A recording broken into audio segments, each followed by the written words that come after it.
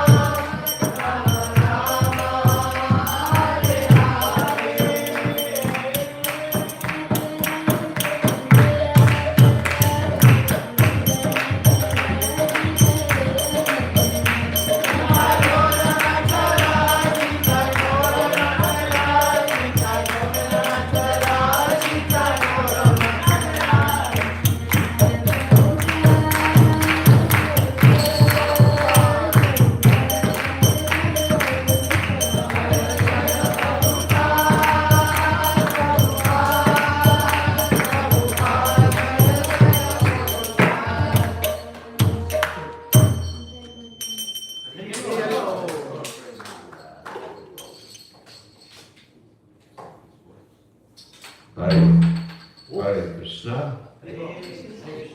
Pretty good. Yeah. Do you have a second input on that? Not at the moment. Just one input. Yeah, for the quarter-inch jack. What's that? For the quarter-inch jack. Oh, you don't have another quarter inch No, jack? no, That's for the guitar. no. Anyway, I'm sorry. No. That's also a quarter-inch. Doesn't hurt. Let me tune this thing first.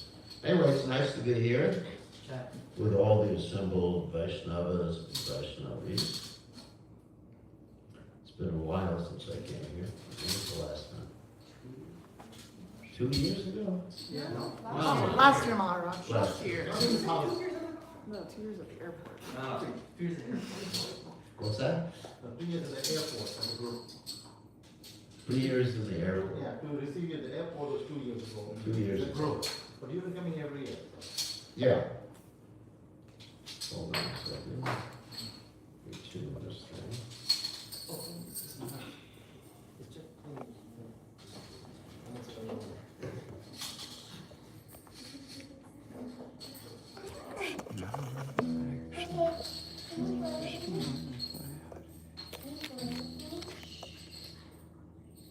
You check.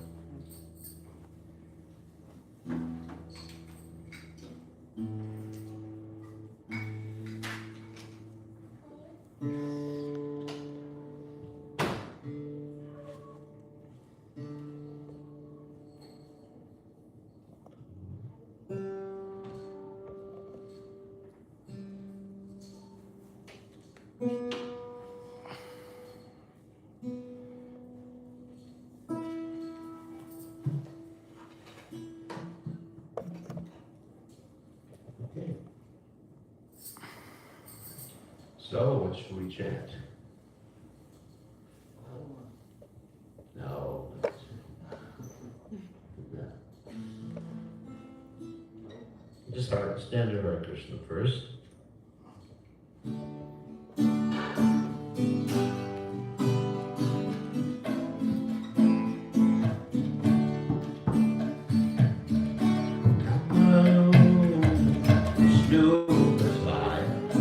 Krishna Messiah, Krishna Messiah,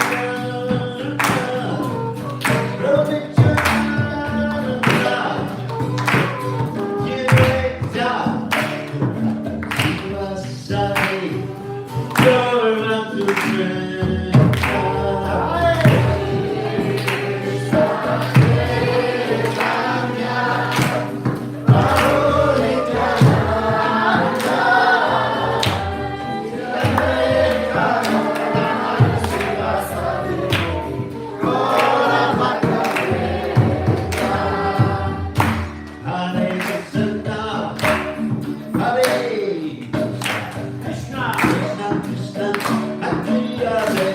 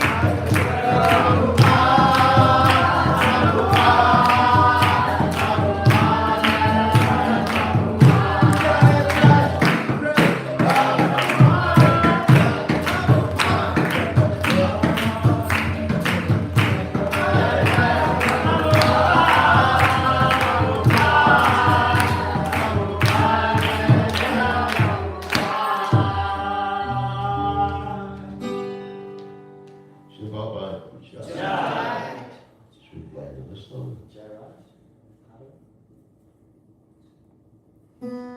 Too slow.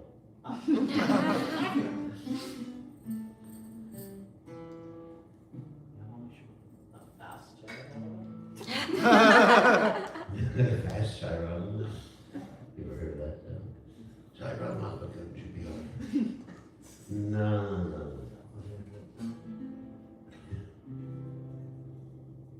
Maybe we should do something a little more enthusiastic. That is it. If everybody can get up. Whoa. There's a little more.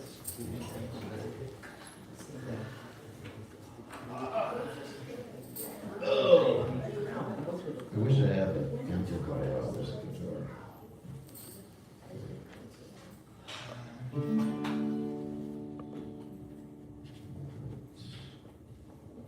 Anyway, try something new with you all. How about that?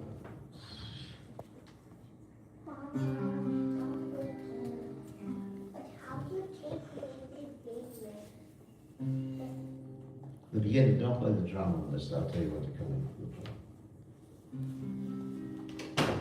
It starts slow.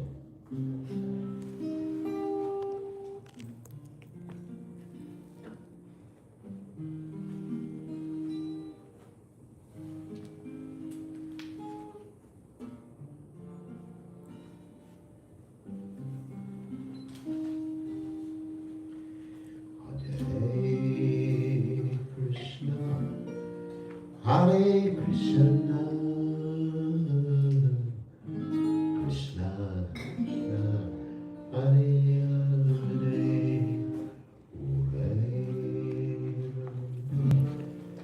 Hare Rama, Rama, Rama, Hare Hare Krishna.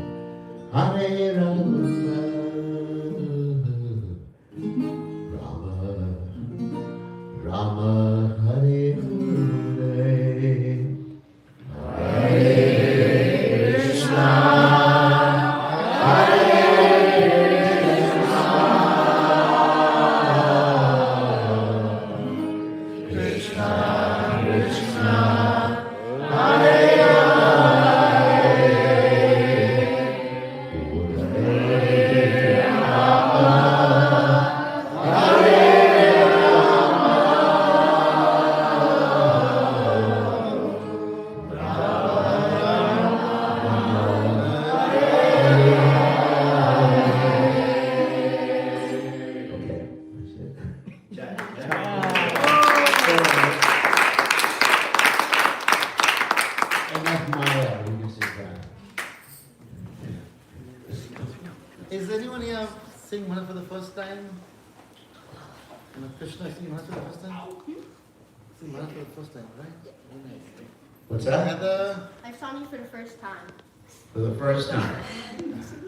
Heather and Krishna, mom and son right here. Who else for the first time meeting Maharaj? My friends are Did here. he? Oh, your friends are there. Okay. Oh, he came before. Yes, But like Maharaj first. Thank you, Palash, for bringing your wonderful friends. Yeah. Nalini, you have met Maharaj before. Krish, I met. when did you meet him? Last. Oh, he must be in New Orleans. So he's here there. Yeah, New Orleans. So thank you all for being here for this wonderful day. Presence of Maharaj, of course, nice kirtan.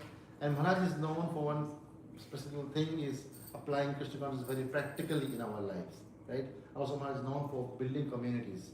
So very helpful to our one community, New Goloka community where he's from, North Carolina. Some of you have been to New Goloka temple. Quite a few of you. You have to be there. The bus tour. We used to come on the bus tour and drop 4 times there. So thank you all for being here today. I'm going to have Maharaj talk to all of us. Okay, Hare Krishna. so Omagara Tunanda Shah,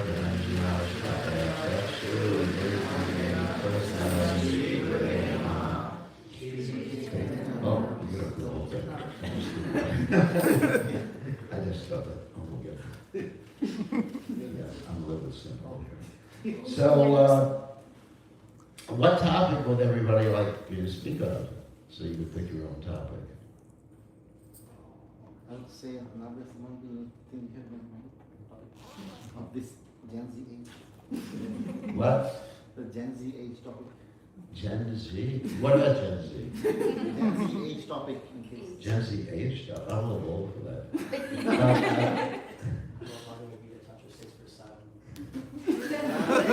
Topic. Give me a topic to speak on. I had a topic, I don't know if you like this, but It's an every, topic that would be of interest to everyone here. the art of accepting shelter. Okay. Great. The art of accepting shelter, a spiritual master we're talking about. Okay? So, the art of accepting shelter. Well, first of all, before one comes to the point of looking for shelter, what to speak of accepting shelter, there are several prerequisites that have to be fulfilled. One has to come to the understanding that, as described in the Ishopanishad, that we have imperfect senses, we have a tendency to cheat, we're an illusion, isn't it? So we have many, and we do make mistakes. Let me turn off my phone so it doesn't keep beeping. So because of these defects, we cannot understand the absolute truth. And practically speaking,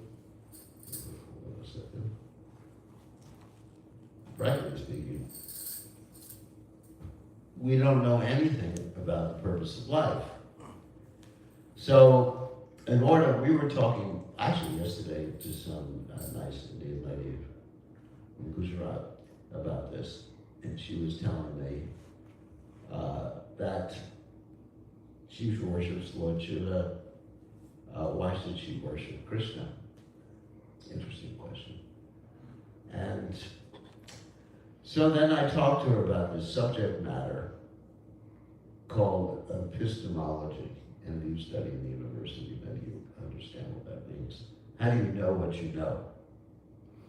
So I asked her, how do you know what she was God?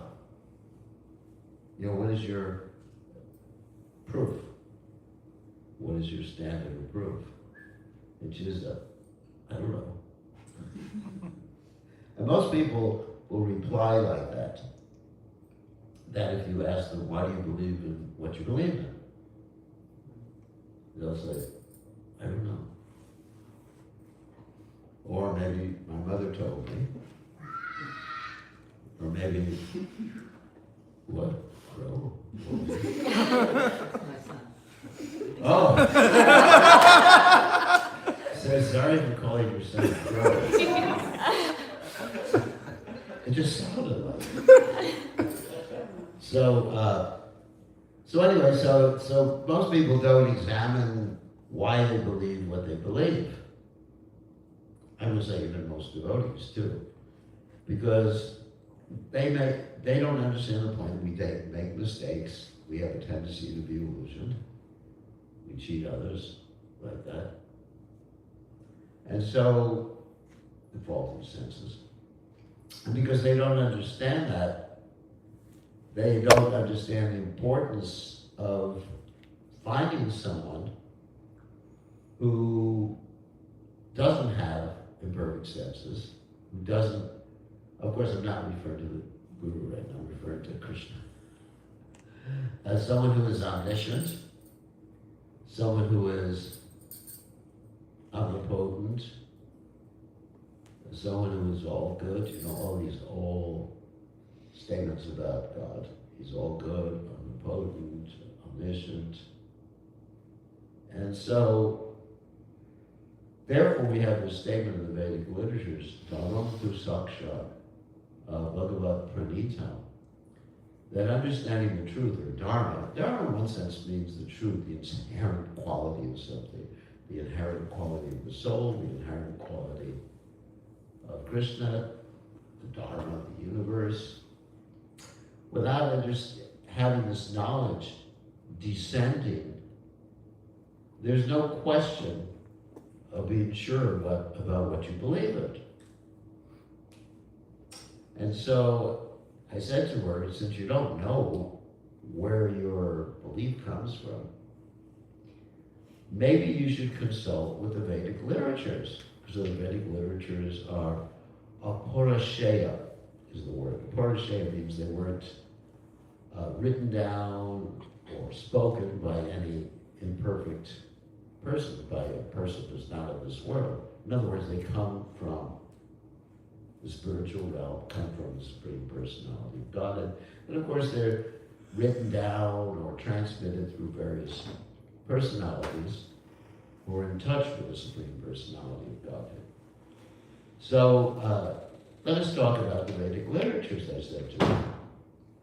So it says in the Padma Purana, Aradanam Sarvesham Vishnu Radhanam Puram.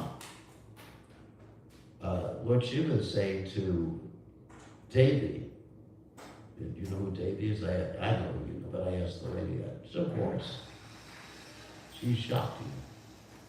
And then I said, Lord Shiva says to Shakti, of all types of worship of Vishnu is supreme. And of course, he even says worship of Krishna's devotees is even more supreme than that. And she said, really? It says that? So I said, you're worshiping Lord Shiva, but what does Lord Shiva say? And she says, no, I don't really believe in Lord Shiva. This was an interesting discussion. Forgive me for saying this. She said, I believe that Shiva and Krishna and everybody come from Shakti. And then I said, oh my God. I didn't say, oh my God. My eyes rolled for a few minutes. And I said, where's your experience that a person comes from energy? I said, look, I pointed to the electrical outlets in the house. I said, where does the electricity come from? In the powerhouse. You get the example Prabhupada gave, the someone's in charge of the powerhouse. And do you see that electricity capable of producing a person or producing anything? It has to be arranged by someone who knows how to arrange electricity to produce something or do something. And she said, oh yeah, you have a point. Because if you have Shakti, if you have power, Shakti has to come from some source. And if you want to understand who the source is, then simply read the Vedic literatures, which is described so many places. And I said, do you know the Brahma Samhita? And she said, yeah. What does it say? in the first verse of the Brahma Samhita, the 5th chapter actually, which is the only chapter we have in the Brahma Samhita. She said, Ishvara Parama Krishna, what does that mean? And she said, I said, you studied Sanskrit, right? You know, she had also studied Sanskrit. It's interesting, you run into these people who studied Sanskrit, don't know what the Vedic literature say. It's really interesting. And it says, Ishvara Parama means the supreme controller is Krishna. Such a Vigraha, you know, he has an eternal, blissful, spiritual body. Anandir, Adir, Govinda, he's the source of everything. He has no beginning, he's the source of everything. He has no source himself. Sarva Karana Karna, he's the cause of all causes. Then I quoted a few more verses in the Bhagavad Gita, you know, Ham Bija Pita, Brahmano Hi Prashtayishtaham, and the source of the Brahman. And I think she was convinced, and after that she was ready to become a Vaishnava. She was already a Vaishnava because she's from Gujarat.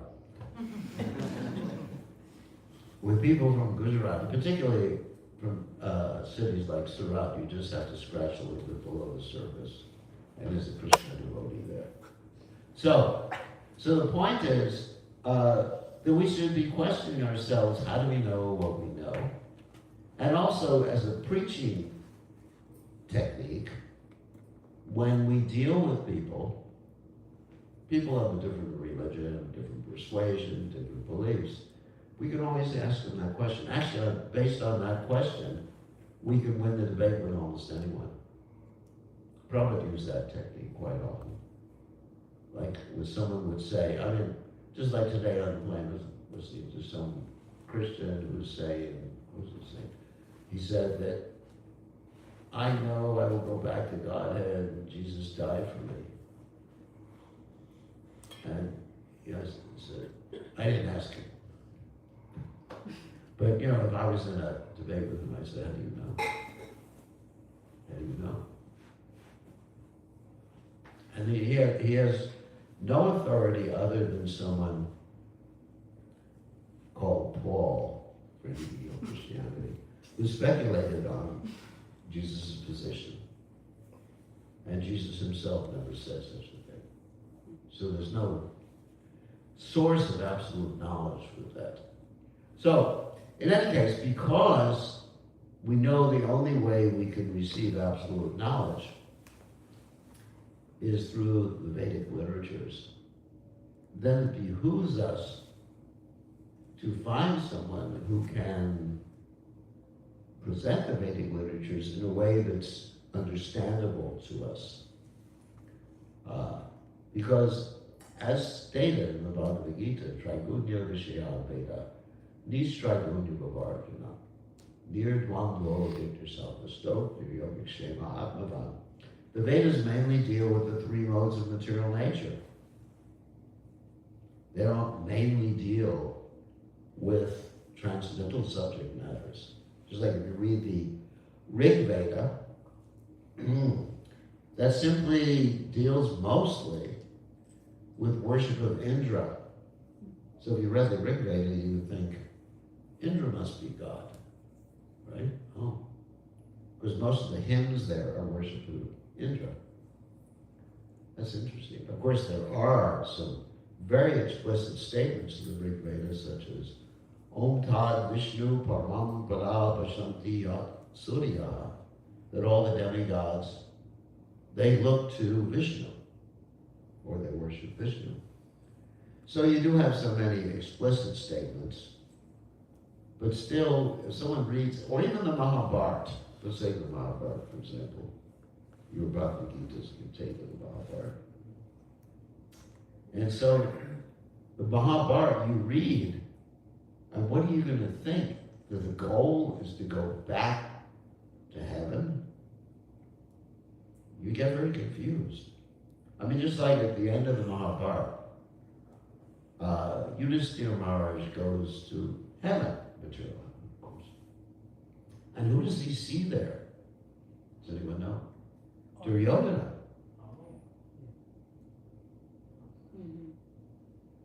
Duryodhana. oh my God. And Duryodhana's having a good time with all those apsaras. So, in the heavenly planets. And then, of course, Yudhisthira then asked, so where are my brothers? You know that story? And they said, oh, your brothers are somewhere else. And take me to where my brothers are. It takes him all the way down to the really smelly, dark place. And he hears the voices of his brothers. And they say, is that you, Yudhisthira?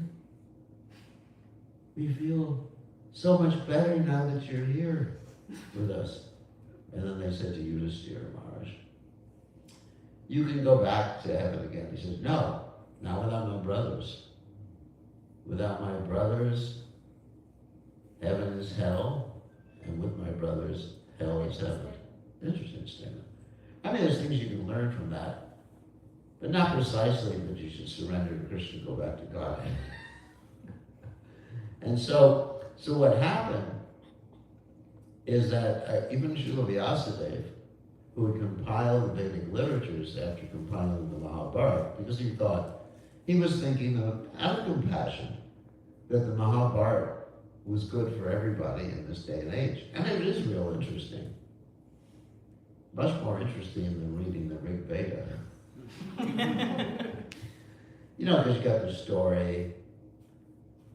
You know, it's like, the story is beautiful. I mean, especially hearing about Arjuna's heroism. And Arjuna's the real hero of the Mahabharata, not Krishna.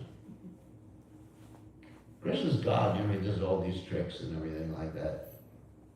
Someone who can do tricks and is God is not a hero. Because he can do anything. But Arjuna, he's risking his life, he gives up his family members, isn't it? His children are killed. I mean, he's a real hero, willing to do anything for Krishna. You know, that's heroic. So anyways, you read the Mahabharata, and so Vyasadeva compiled the Mahabharata with the idea that everybody would get interested in it, and you know, they'd read the Bhagavad Gita. He sort of stuck the Bhagavad Gita in the middle of the Mahabharata.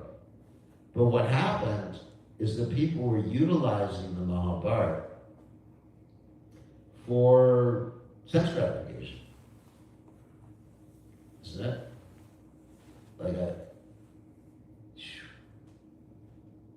I remember one lady said to me, she said, why can I only have one husband? And Draupadi was able, some modern day, you know, it's Generation Z.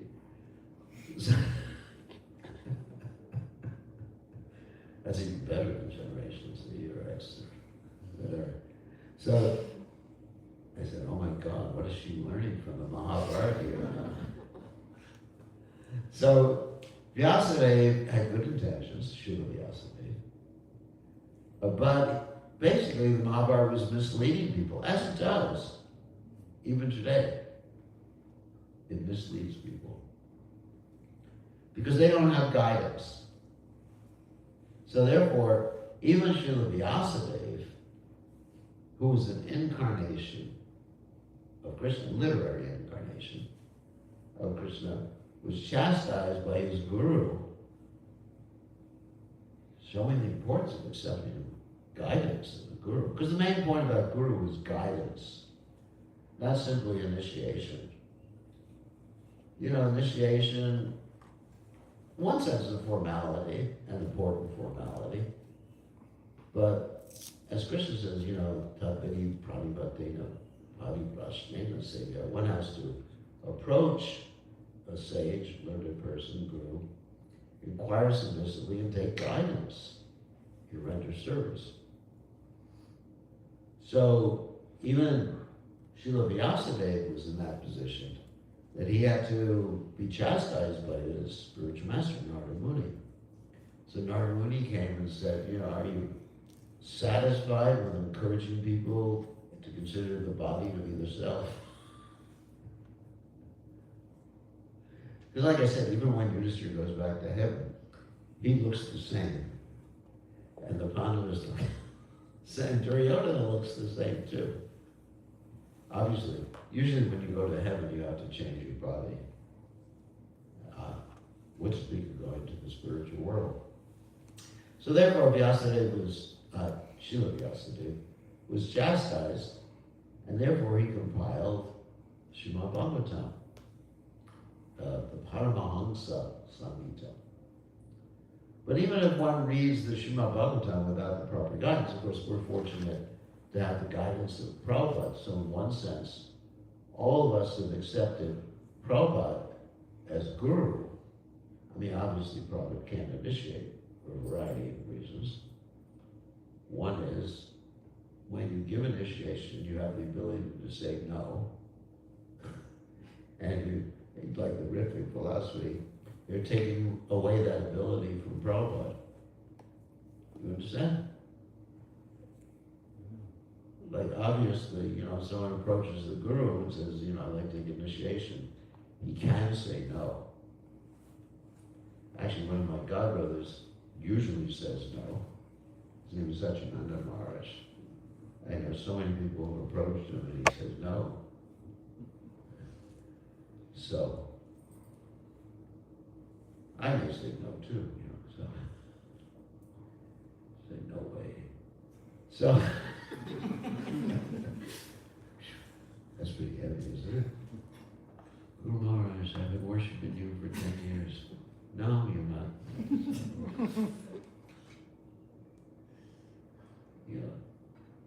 Find someone else.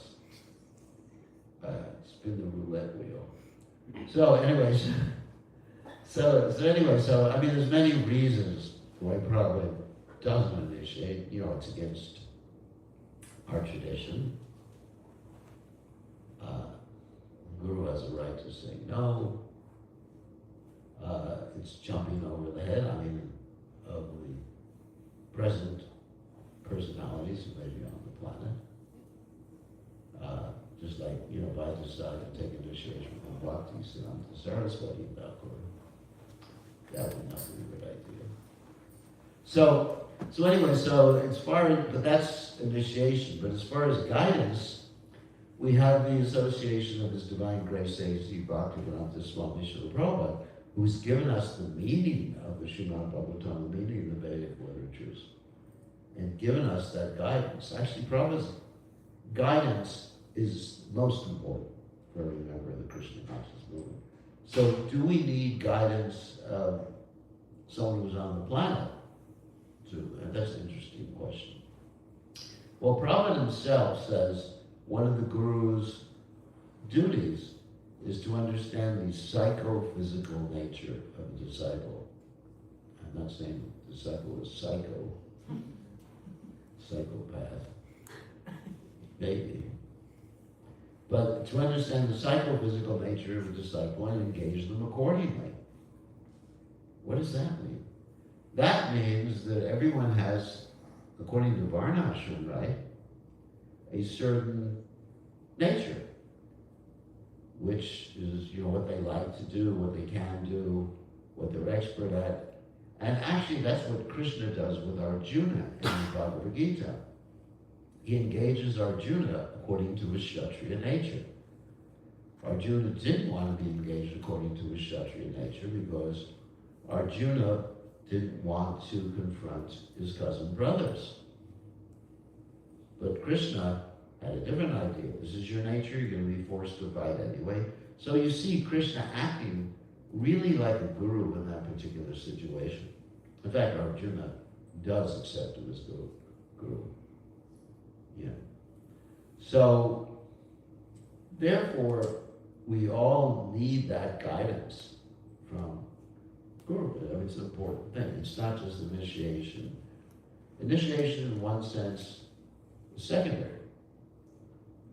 Just like in our disciplic succession, the shiksha is considered more important than diksha. You have many cases where you could trace our disciplic succession from a shiksha guru to a shiksha disciple rather than from the diksha guru to the diksha disciple. Like Baladev Vidyabhushan was not initiated by Vishwanath Chakravarti Thakur. But yet you see the link there. If you read the beginning of the Bhagavad Gita, it's just cyclic succession. And there's many other instances like Gorkashoras Babaji Maharaj and Bhaktivinoda Thakur. Bhaktivinoda Thakur was not Gorkashoras Das Babaji Maharaj's spiritual master. He was Shiksha.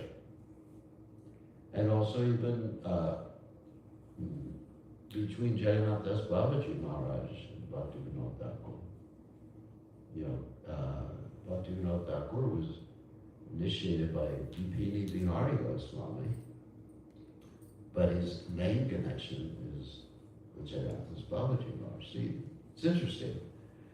So it's really important to place more stress on guidance than initiation, although generally the initiating spiritual master does give guidance. Still, it's not that he just initiates and shuts up after that point.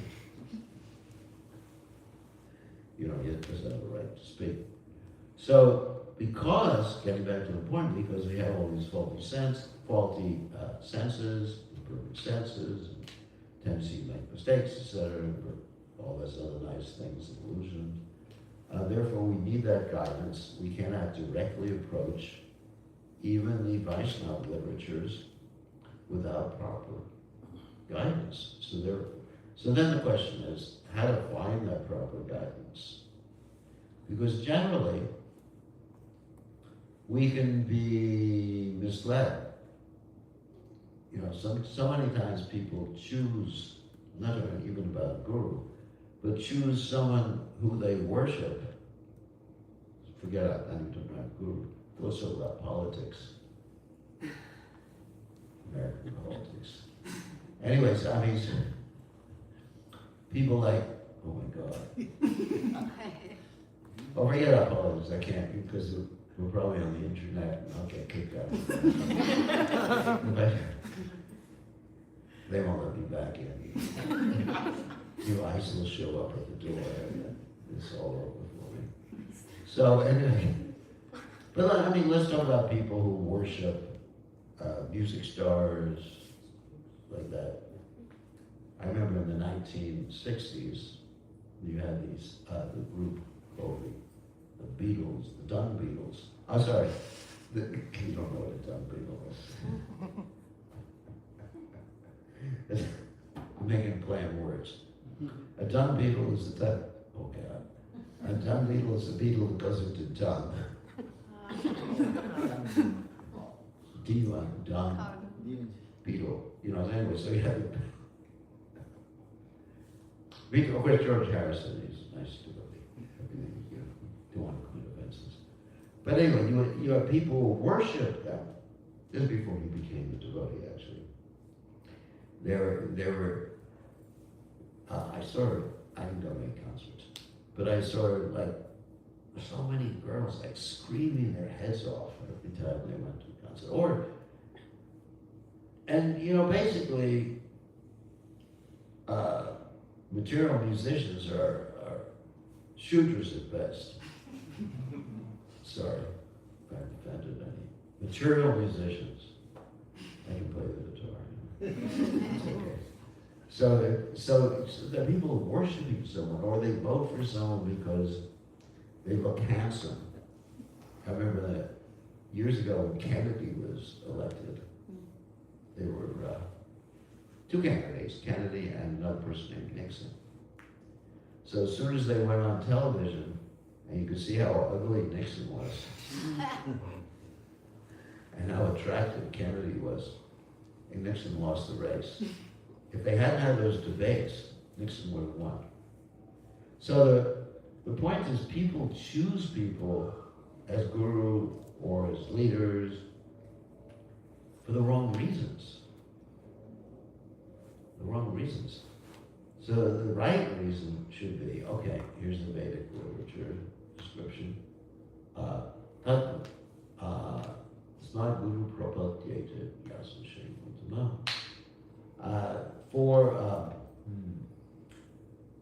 Yes, right, first of all, okay, Sanskrit. Anyway, so they, yeah, Shutriyam Brahmanishtam, yeah. So one has to look for someone who has, first of all, heard from his guru in disciple succession. One has to see if the person is established and doesn't fall down from spiritual life. And one has to see one's actions. So there has to be a period of examination before choosing a guru with intelligence rather than so much with emotions. It's not an emotional choice. Although emotions are part of the choice, but they're not the essential element. The essential element is, yes, Shrotriyam Brahmanishtam, is one is heard from the proper source, acting properly, and doesn't deviate from spiritual life. So that takes some examination. Because you're putting your trust in someone. So that's the importance. Importance and how you find shelter. Does anyone have any questions about this? Yeah. I had, in the beginning you were talking about like where are you getting your information from, but for someone who's not part of this, you know, ISKCON or like anything, how can we tell them like about the Vedas and how will they verify that as a source? Okay, yeah, because I was specifically talking to someone from India, which every Hindu accepts the Vedic literatures. So that argument doesn't necessarily work. Although with someone not from India, I would first of all get them to understand they don't know anything for sure. First of all, you know, that's, you know, in other words, I would question, why do you believe what you believe in? If someone says to me, you're a Western person, I believe there's no God. How do you know?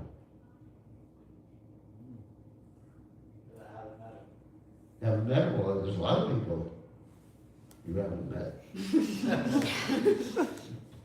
A lot of people you haven't seen. So, you have full faith that there's no God? Why? You know, you just, with the word why, you can actually basically get someone to understand they don't know anything. And once they understand they don't know anything, you explain that we in the Krishna consciousness, well, there's just one thing you can do. We follow the Vedic literatures. Not only do we follow the Vedic literatures, which are the oldest knowledge on the planet, not old doesn't mean anything, of course, but they're Aporachaya, they're coming down. And if you don't believe it, try it. Generally, that's what I do with people. You know, at least I get them to understand they don't know anything. It's really, you know, I can really drill someone down so that they actually become confused as to whether they exist.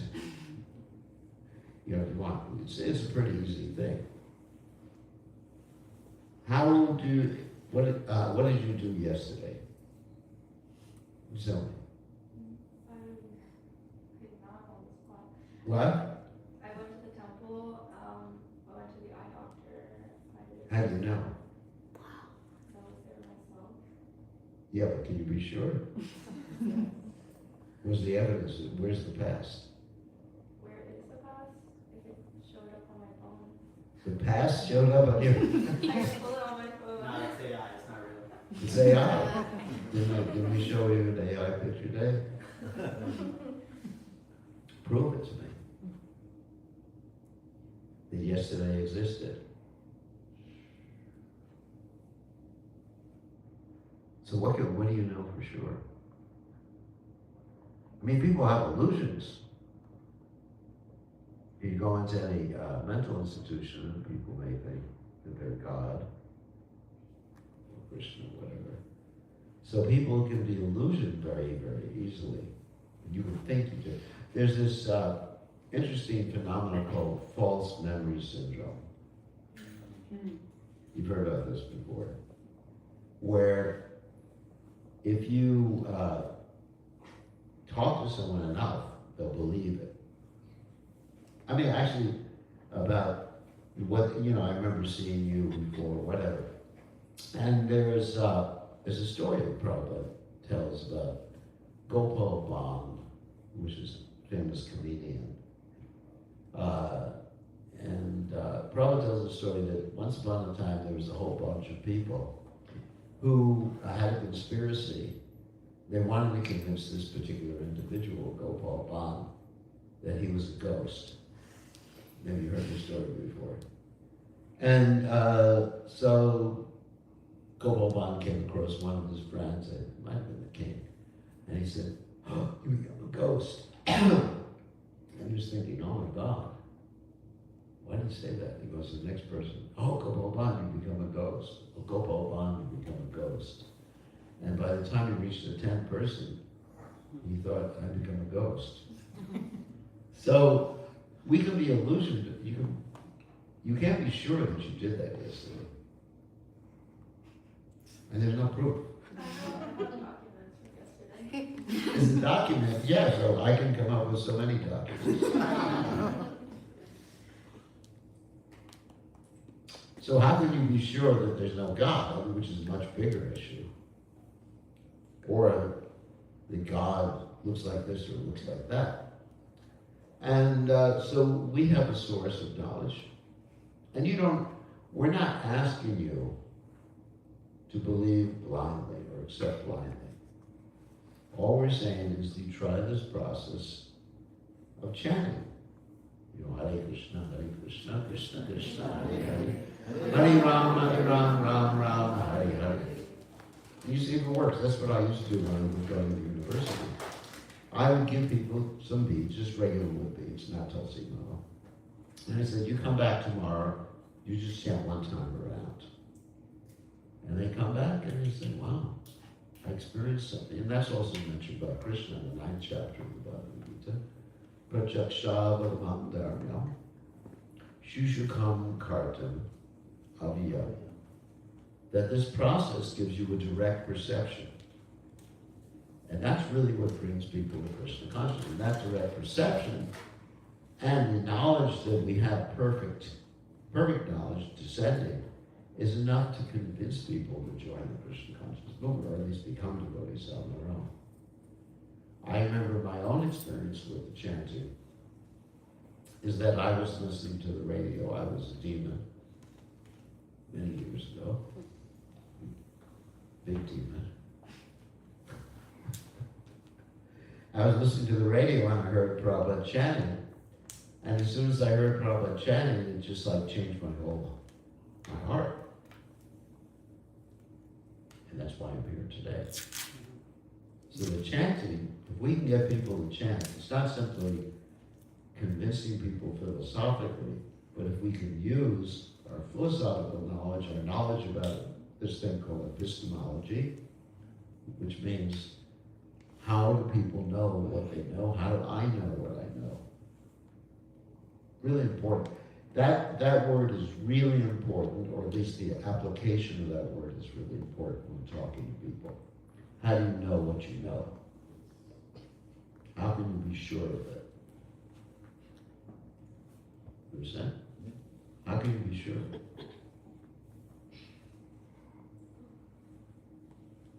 So, does that answer that question? Yeah, so anyway, get people to chant and they'll become devotees. That's all you got to do. So, other questions? Yes. So, from what you said so far, how can I know what is real and what is illusion? How can you know? You have to talk to someone who is able to see reality. And of of course, that's Srila Prabhupada. And those are repeating the words of Srila Prabhupada. Yeah, we don't really know. I mean, do the scientists know? They think they do. But everyone here has faulty senses, imperfect senses. Tendency to cheat others, mislead others. We make mistakes. And we're an illusion. We think we're this body. But we're not. We're identifying with this body just like someone identifies with a character in a video game. That's our connection. Our attachment to the character.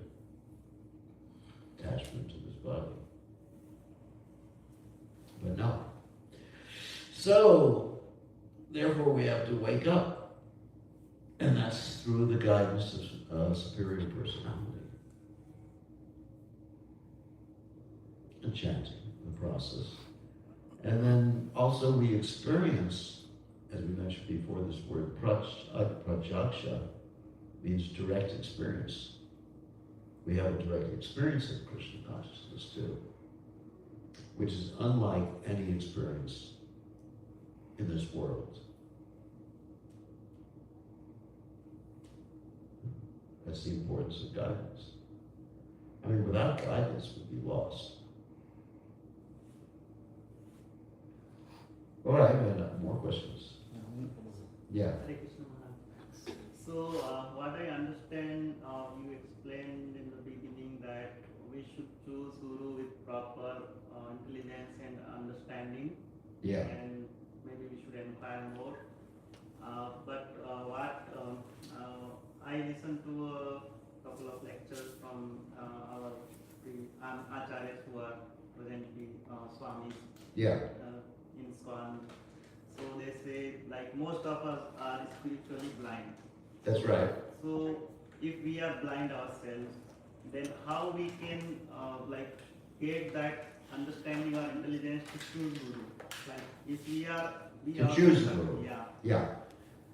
Therefore, we have to accept guidance from others in choosing the Guru also. But there are objective standards. The objective standards are, I can give you some of them. Disciplic succession. The Guru has to have a Guru who was self-realized, Krishna conscious. His Guru of the Guru, has to be all the way back. You should be able to trace the Guru's disciplic succession. Just like sometimes, oh my God, I shouldn't use this example, but I'll do it anyway. Sometimes when people in America buy a dog, they get the seminal succession of the dog. It's like when I was young, my parents purchased a Chihuahua. You know what a Chihuahua is? Tiny dog with the anger like Robin, So when they purchased it, it had this whole certificate of his disciplic succession. The original Chihuahua, Adi Chihuahua.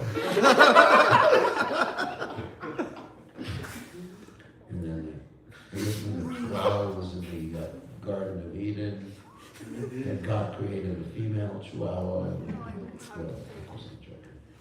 And so you had this whole line of Chihuahua succession in there. And so you knew he was bona fide, and he was worth more money because that. It's true. It's true. So in the same way, it's horrible to compare a Guru with a Chihuahua. So in the same way, you should be able to trace out. And another quality which I didn't mention is that the Guru must be a servant of his Guru. not only should he have heard from his guru, but he actually must have served his guru and satisfied his guru. There's many examples. Let's say Prabhupada, for example.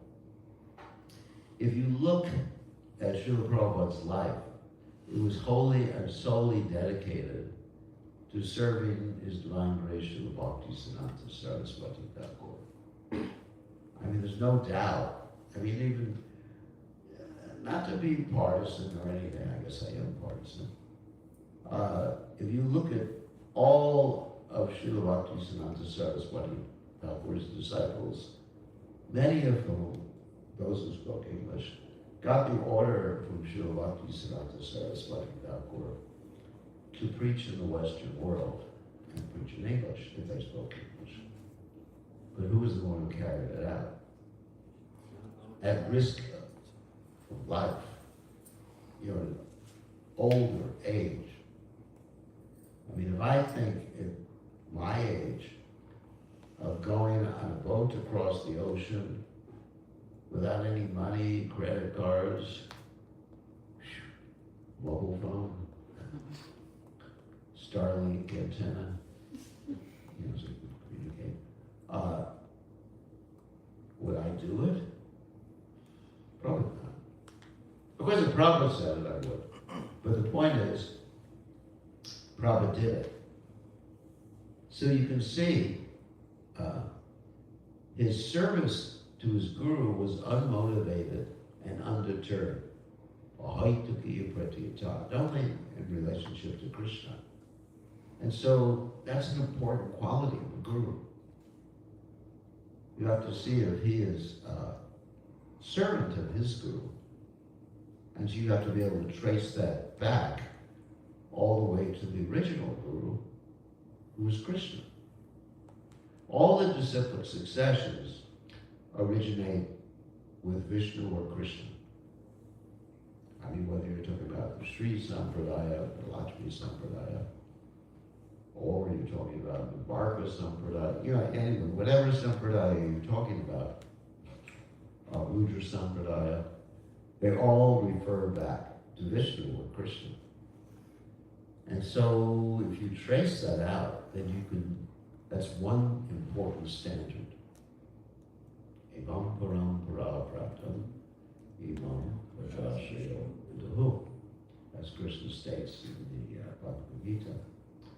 Then basically, that's that standard, and then Shrotriyam, Brahmanishtam. That means have heard nicely from his guru, repeating nicely according to his guru's description or understanding, and then also not falling down. These are objective standards that one can observe, or at least ask someone, even if you aren't physically present with the person, ask someone if that person has the qualities. So we have to be careful about accepting someone because of emotional reasons. Because we can be misled. Our emotions mislead us all the time. I mean, how many times do people get married and then they discover they married the wrong person? I'm not going to ask any of you to raise your hand. Isn't it? Infatuation. So, you know, you have to be careful. Yeah, objective standards. So, more questions? Yeah. I mean, you just were talking about how we have to choose with intelligence rather than emotions because our emotions mislead us. But so many people that I have talked to, when they said they found their guru, they were like, oh, I just felt in my heart that that was the right decision, or, you know, it just came to me and that I felt like I was making the right choice. So Yeah. how does that contradict? The heart has to be there too, but it has to be tempered with intelligent discrimination. I mean, you know, there's several factors one has to consider. Is the person actually bona fide according to the standard I just mentioned. You know, he served his guru. He's fixed in Krishna consciousness, Nishta, Brahmanishta, and also speaking nicely of what he has heard from his spiritual master, according to time, place, and circumstance. But emotions always have to be viewed or tempered with judgment, with intelligence. Otherwise, our emotions mislead us. Yeah. I mean, just like in the 1960s again, many people accepted this person, Maharishi, Mahayeshi. I mean, some of you may have heard of him. No. Very popular. Maharishi was his name. Anyway, it doesn't matter who he is. I don't need to get into the whole thing. But many people accepted him, and in the yes, so many people accepted. He wasn't crazy, forgive me. But so many people accepted even crazy gurus at that time. People who didn't believe in Krishna, or people who were taking LSD. He's my LSD guru. Yeah, I've seen it so many times. So even, you know, within ISKCON or within any spiritual organization, even bona fide spiritual organization, one has to really take their time and be careful about the subject matter, because it's important. No, you don't want to be misled. And that's basically happened to people in the past, you know, even within our organization. People have made mistakes, or they've been coerced into accepting so on. So it has to be done with intelligent judgment. Yes, but there should be some feeling too. You know, it's like, oh, I can't stand the guy, but he's good.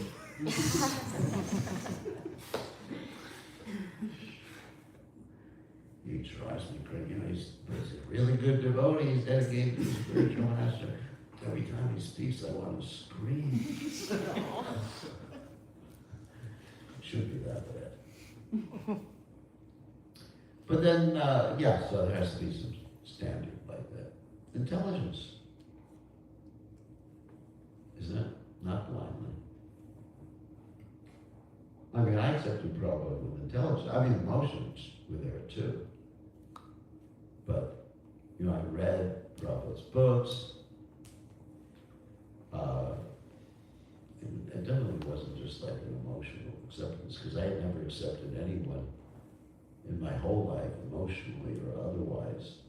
I didn't even accept my parents.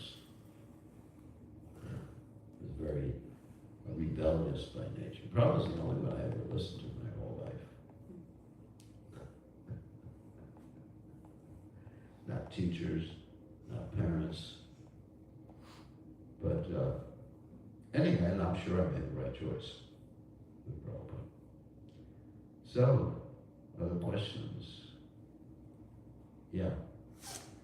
In the beginning, you were talking about how we have defective senses, Yeah. and Maya is very strong and powerful. Yeah. So, is accepting a spiritual master enough to keep us from slipping into Maya, or is there anything else?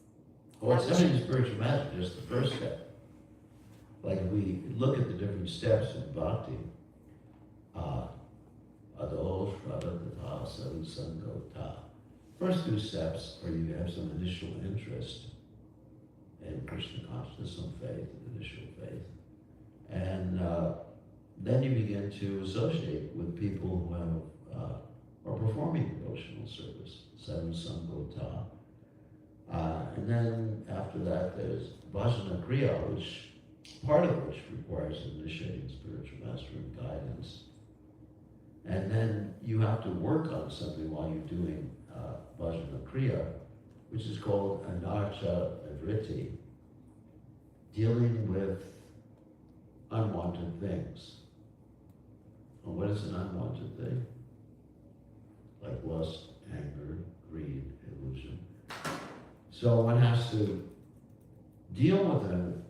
How do you deal with them? Well, that's mentioned by Rupa Goswami, by tolerating these pushings of these things. You know, Vacho Vedam, Manasapura Vedam, Jiva Vedam, Udarapashta Vedam. Like Rupa Goswami mentions in the Upadeshamrita, that one should tolerate the pushings of the anarthas, you know, which he states as, you know, tongue, belly, genitals, mind, anger, words, which pretty much is where all the anarthas come from, the pushings of the senses, pushings of the mind, pushings of the external senses. And as one does that, then one achieves a stage. So this is a progressive path. It's not just accepting the Guru, it's something we really have to work at. Then one achieves the stage of what we call Nishtha, becomes steady in Krishna consciousness.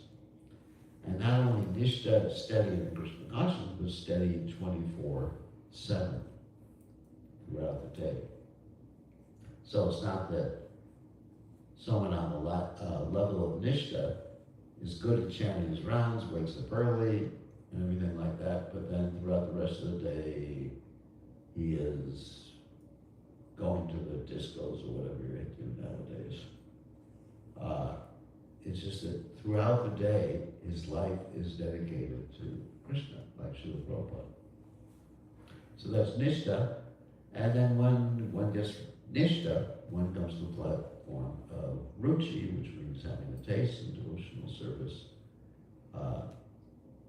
Ruchi. In other words, such a taste that whenever you hear the name Gauranga Balite Hari Pulaka Shavir, you feel tears coming to your eyes and your hair and your body stands on end. So, anyway, so yes, not just, that's the beginning is accepting Guru.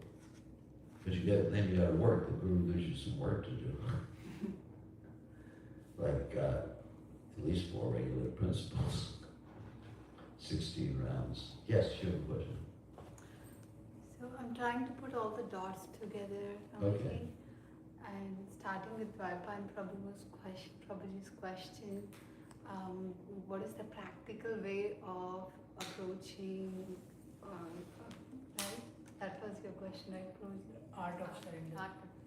One topic suggestion. Art of taking Proper way of what? His Prabhuji. No, my topic was art of taking shelter. There's no topic on what Maharaj spoke. Yeah, art of taking shelter means first you gotta find someone to take shelter of. And you said that you believe in practical approach. Am I right? Well, I would say using your intelligence. Using your intelligence. So all these words, intelligence and pure intelligence, they somehow are not fitting very well in my mind. But going back to your Chihuahua story, it looks like that Chihuahua is a very scientific Chihuahua with a lot of disciplic succession and a lot of evidence. Yeah. Evidence sounds like These are objective standards that don't require any subjectivity. Mm-hmm. Okay. You know, So- certain things are subjective, like how do I feel? You really, you know, when you speak, you really turn me on, you know, like or whatever. You know, in my heart, deep, sorry. But these are subjective experiences, which is good. I'm not denying that we have subjective experiences, and those should be taken into account. But we have to examine the world through an objective lens in order to make the right decisions. In any case, let's say, you know, you're buying a house or buying a car or whatever. You look at it through an objective lens. You know, how much money do I have? Is it a safe car? You know, but you may like the way the car looks. That's subjective. But there's objective things, you know, logical things you can calculate. You know, if I had to, for example, if I had to buy, let's say, a car of my dreams, I'd probably drive. I'd buy a Maserati. You know what a Maserati is? Or at least a Rolls Royce. But then I think in my mind, actually, I'll give you an idea, a practical thing that happened to me. Okay. One day I was in this country called Serbia, and I was driving with one of my disciples, he was driving, and we passed by a hang gliding place. You know what hang gliding is? Hang gliding is when you put these wings on you, and you jump from a mountain, and you have fun, and you just, wow. So, my mind, I got attracted. I thought, wow, this looks great. And he said to me, Gurmarsh, I'll pay for it. And I was thinking, that's the only objection I can have. So then, because subjectively, I thought it was would be a great experience. So what happened, I guess you don't want to know the rest of the story, but anyway, what happened began to think in my mind, littles, objectively. Would this please Krishna? And I thought, well, maybe I can please Krishna by having a banner behind me saying Chant Hare Krishna. I thought, well, that's not going to work. And then I thought, what if I break my leg? How will I explain that to the devotees? I was dancing too enthusiastically kirtan and I broke my leg. So even though, emotionally I was very attracted to it, I didn't do it. So there's an emotion, there's a subjective experience, a subjective emotion. And sometimes we do things that subjectively are very much fun. Just like recently I was in Fiji, so I said to the devotees, you probably know this, let's go ziplining. I do have that element of me. So we took all the devotees up the mountain and we went ziplining down the mountain together. So I thought, if we do something in Vaishnava Association, it's probably all right. Even if you're going to be at my age, you might as well do it with the devotees. No, so things that we get attracted to things for just no objective reason at all. So when making serious decisions, that is not about ziplining or anything like that. That's not a serious decision. We're making perhaps the most serious decision in our lives is accepting a guru. That perhaps that's the most very serious decision. Also, who one marries is a very serious decision too. That's why in Indian culture, traditionally there used to be arranged marriages, isn't it? Because people would get married for the wrong reasons. As I mentioned before, they would discover they did get married for the wrong reasons, 6 months later. So, so we can take the advice, just like in arranged marriages, which are not so popular in the United States, but then the elders give advice, isn't it? Anyone here ever have an arranged marriage? Okay. And how's your marriage working out? Good, it's good. You're asking me in front of my wife now. But it's great. There is but. And so, it works out. And you love your wife? Absolutely. Yeah. See? Same. That's nice. That's romantic, isn't it? Should have recorded that one. So anyway, so therefore, one also needs the help of elders. People who are more advanced than themselves. I'm talking spiritually now. in getting advice. Does that make sense? So Yeah, because a subjective, our emotions mislead us. Haven't we experienced that? I think all of us have experienced our emotions mislead us. whole point is choose your guru wisely, intelligently, and use your scientific bent, whatever you have. Use your towards what? That. Scientific mind or Yeah. your intelligence there. And you can also take into account your subjective experience too. I think all these things are important. But don't let your intelligence be overridden by your emotions. That's my point. Emotions should be there, but don't let the intelligence be overridden. That takes a lot of left brain work. You know, left brain, right brain.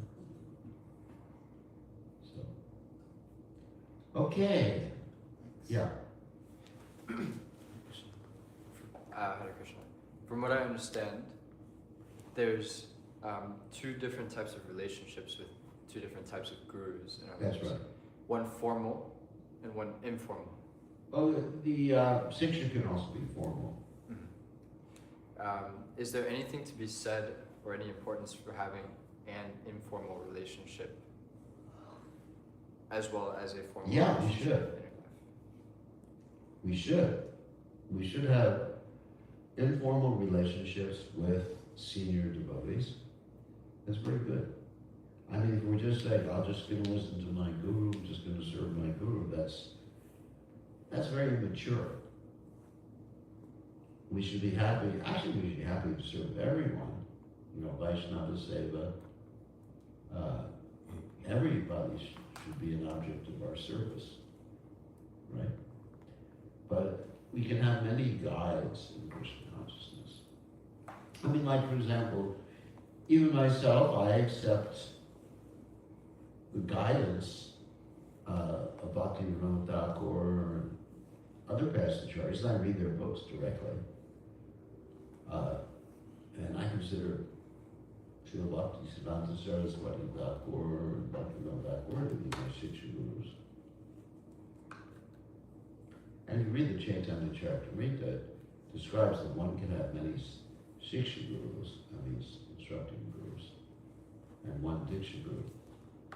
And sometimes the Shiksha guru is more important than the Diksha guru. As I mentioned before, giving examples in our disciple succession. So for the members of ISKCON, the Shiksha from Prabhupada should be most important, because you can't legislate that and change people's feelings or emotions. But generally, Prabhupada Shiksha should be the standard by which everyone else's Shiksha is measured. You know, someone in ISKCON, not talking about outside of ISKCON. Outside of ISKCON, they can be bona fide gurus and have a different branch of the disciple succession. But within ISKCON, it should be Prabhupada's point of view, philosophically. Now there's two things. There's Prabhupada's teaching of the Siddhanta and philosophy, but then there's also, sometimes Prabhupada has personal tastes that are a little bit different, and other devotees can have different tastes. Let me give an example. Prabhupada considered potatoes to be the king of all vegetables. I don't like potatoes. Does that mean I'm disobedient? No. Because Prabhupada's a person also. He has personal tastes, personal opinions about things. You know, if I gave Prabhupada the type of food that I eat, Prabhupada would get very upset with me. Isn't it? Imagine if I gave Prabhupada sauerkraut. I can't even imagine. Prabhupada would say, give me just that. Which he did to devotees. One time he said, let the starvation committee go to hell. When the devotees were trying to feed him, quote, healthy food. So, I mean,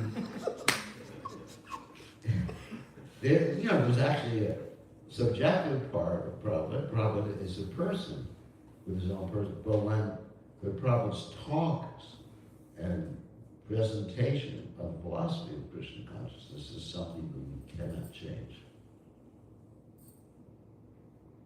If you want to be a member of ISKCON.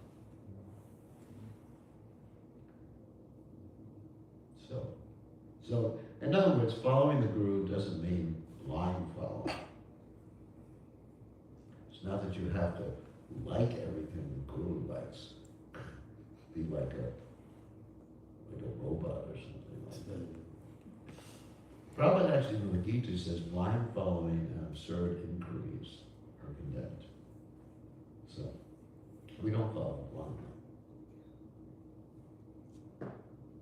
And that requires, when thinking about the spiritual master who perhaps has passed away, that requires something called hermeneutics, understanding the intention and the intention of the spiritual master and exactly what he's trying to convey without imitation. Sometimes you see people imitating Prabhupada. It doesn't come out very well. I've even seen people like trying to speak like Prabhupada. The same intonation. It doesn't come out very nicely. So we're all individuals too. And so we have an individual right to express ourselves according to our own realization of Krishna consciousness. Okay. Yeah. So, interesting. Yeah. Hare Krishna. Hare Krishna. So I know for initiation, there's a certain baseline that you should be at before taking on those vows. What's your baseline? Following the regulated principles, should be chanting already, should be, in a sense, ready to keep your promise. For the rest of your life. Mm-hmm. Yeah. But for shiksha, what's the baseline for taking shiksha from someone? Where should you be? Where should you be? At least respectful, not argumentative. I think that's enough. Okay. So That's the baseline for shiksha. Not argument. You can take shiksha from someone. I mean, our shiksha guru there's a type of shiksha guru called Vartma Pradarshika, which the guru simply points you in the right direction, and you don't take shelter or you don't take advice so much from the person in the future. Just like this one example of that is Dhruva Maharaj. Dhruva Maharaj, I think you know the story of Dhruva Maharaj, right? He said to his mother, where is Lord Vishnu? I want to have a greater kingdom than my father, Lord Brahma. And his mother said, I heard Lord Vishnu is in the forest. So he went to the forest.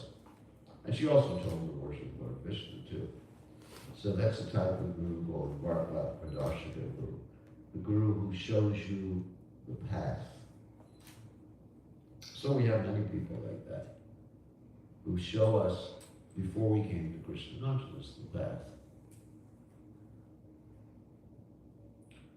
So, you can have many, and there's no bottle, standard, except you better be respectful. So, other questions? Yeah. Hare Krishna Maharaj, thank you for your class so far. Before we approach the spiritual master, what, besides practicing the four regulative principles, are there... Oh, you can approach and question even before you... Yes. Are there questions in our mind that we should be able to answer or before we approach the spiritual master? No. No, approaching is different than actually surrendering or, accepting. Because approaching can be there, that's a very preliminary stage. The only standard of approaching the perspective, let's say initiating spiritual master, is just respectful. I mean, And in the beginning, like many of the people who were with Prabhupada weren't even that respectful of Prabhupada, unfortunately. But later on, they changed their mood. Yeah, they made Prabhupada wait online to use the bathroom. You know, Prabhupada had to stand at the end of the line, 10 men, to use the bathroom. That's not very respectful. Especially since Prabhupada was, by external standards, Prabhupada was old. Generally, if you see an old person, you let them go first. So they didn't even have ordinary etiquette at that time. Can you imagine? Yes, really backwards. You know, here's a gentleman, you know, external standard. This gentleman who's about 70 years old. And you're all young, you know, like 19, 20, 21. And he's waiting to use the bathroom. And he's come from another country. Phew. That's really a violation of all sorts of etiquette. But still, Prabhupada accepted it. Prabhupada was very, let's say, open and liberal, more than we have the right to be. Like Prabhupada would initiate people before they were chanting, basically. If they promised to chant. I remember Prabhupada came to Australia, and apparently nobody was initiated. So Prabhupada, you know, people just came to the temple first time visiting. He said, you know, does anyone want to take initiation? And you know, he raised their hand. And then, because Prabhupada installed deities there, and there was basically no one to take care of the deities. And so Prabhupada gave second initiation, not to completely new people, but you know, people right away. And when Prabhupada left, Prabhupada said to the deities, Radha Gopinath, I'm leaving you in the hands of the Malechas, you're going to have to take care of it. And they did. So, but Prabhupada could do things, first of all, because it was an emergency situation. Like Prabhupada gave sannyas to people really easily. I mean, all you have to do is walk up to Prabhupada and say, I'd like to take sannyas. And Prabhupada would say, well, what does your wife think about it? And he said, no, she likes it. I remember one of my godbrothers, he took sannyas in that way. Prabhupada said, what does your wife think about it? And he had just spent the last 3 days programming her. so she would agree. So she walks in to see Prabhupada, you know, and she's in a daze because he just spent like 3 days without sleeping, just like saying, this is good for you, this is what Prabhupada wants. You know, this is fanaticism. Anyway, so Prabhupada says, what do you think about your husband taking sannyas? She says, whatever Krishna wants, Prabhupada.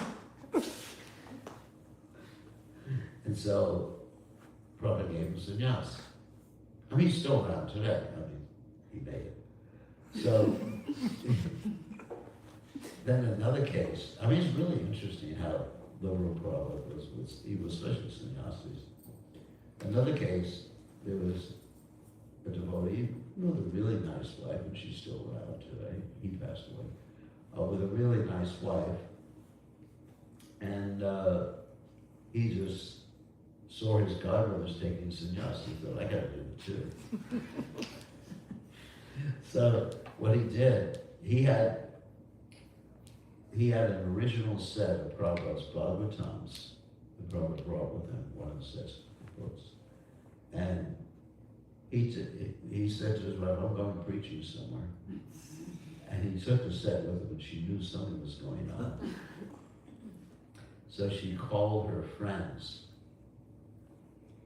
This is an interesting story. Actually, a story to Krishna Maharaj, she tells the story. She calls her friends who were in the same place Prabhupada was. So her husband shows up. And he says, I'd like to take sannyas. And then all of her friends, lady friends, they just got Prabhupada again, that takes sannyas, his wife would be very upset. And, finally, Prabhupada said, but your wife is going to be upset. And he says, but she's going to be upset later on in life when I take sannyasa. So, but anyway, he became a very successful sannyasi, great personality. I mean, unfortunately, he passed away due to a car accident. But the point is, Prabhupada was it was just like the Old West when Prabhupada was here. Old West means, I don't know if you've ever seen a Western movie where they deputize someone, even though he doesn't know how to shoot a gun. You ever seen that game? Yes. So you're now in charge of this territory, you're deputy dog or something like that. Yeah, I've seen so many movies like that when I was young. And Prabhupada did that, because it was an emergency situation. He knew he had 10, maybe 11 years left on the planet. So what do you do? And Prabhupada hadn't done that, none of us would be here today. So it was strategy. But nowadays we don't want to be so open, open, but we don't want to be so, I don't want to use the word liberal, but we want to be careful. Because the guru gets karma of the disciple. Yeah, you get a lot of karma. I mean, look at me, I'm 25 years old, With karma. Anyway. Not quite. So it's a serious responsibility. Another instance, one of Prabhupada's disciples, Shamashundra, he tells a story. He was an initiated devotee. Prabhupada gave him the task of carving Lord Jagannath. And he was carving Lord Jagannath and keeping a cigarette package on top of Lord Jagannath. Prabhupada walks in to see how the carving's going, and he sees a cigarette package on top of Lord Jagannath. And, it's just, you can't do that nowadays. And then he says to Shamashundra, he says, all right, just smoke one less a day. One less a day. Every day, smoke one less cigarette. And that way Shamashundra gave it up. I don't do that, He's smoke one less cigarette a day or one less whatever a day. So I think we have to be stricter than Prabhupada in that regard. But we understand Prabhupada's intention in doing so. Because Prabhupada had a movement to start, and he just had to appoint people to different positions, and it worked. It worked. Prabhupada gave sannyas to a lot of people. A lot of people didn't work with. It just didn't work. A lot of the people Prabhupada gave sannyas to. So, can I answer the question? Yes, Maharaj, thank you. Okay. Other questions? Yes. How do we maintain enthusiasm, or at work they call it day one mentality? How do we maintain it? How do you maintain it? Yeah. First of all, you gotta get it before you can maintain it. So I think regular hearing, Shrushro Shratanasha Vasudeva Kataruchi Shamahasevya Vipra Punyatirtana Shekana. Regularly hearing from advanced devotees or from Prabhupada. Like I try to hear a class of Prabhupada's every day. And you get great enthusiasm from hearing Prabhupada's class. Hearing, association with devotees, that keeps us going. That's how you maintain. Without the association of devotees, Prabhupada said, It's like a stick that's by itself can be broken. And if we're in the association of devotees, we're like a whole bundle of sticks that can't be broken. Is that right? Then you can maintain enthusiasm. Other questions? Can you give examples of association? We use that word a lot, like we have to associate. Hearing. Okay. Hearing from great devotees, hearing from Prabhupada. Hearing is the most important thing, not simply seeing. Seeing is okay. But hearing. Bhavanti Rikarna Rasayana Kadata Joshua Dashiva Pavarga Vartmani. Lord Kapila Dev says, we hear in the association of devotees, and that sound vibration goes from the ear to the heart. And when it goes from the ear to the heart, Shradava Tirabhakti Arukrameshati, we get firm faith, a taste, and ultimately bhakti or prema. Because the association of devotees, sound vibration,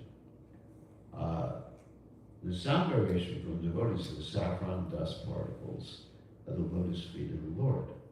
Prabhupada said that. And the devotees, they give us bhakti. Krishna does not give bhakti. Bhakti comes from, well, the bhakti is independent according to Vishwanath Chakravarti Thakur, but bhakti comes from the devotees. Because the devotees have Krishna in their hearts. Krishna say Tamar, Krishna dite par. Krishna is yours, this prayer goes. You have the power to give him to me.